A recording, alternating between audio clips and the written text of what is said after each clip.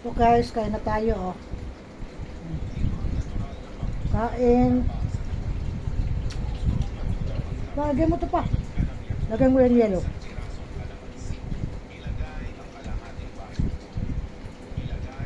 Masarap pa, no? Sarap yung flavor. Kain tayo guys, oh.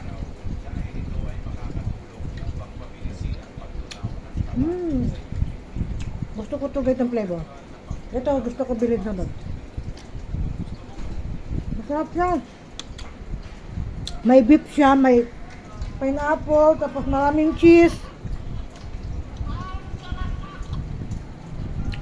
Yan o, beef chef guys, o, beef. Tapos may ham.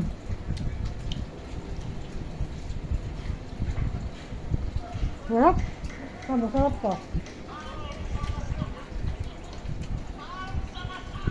Baka may biko tayo. Pang ano yan?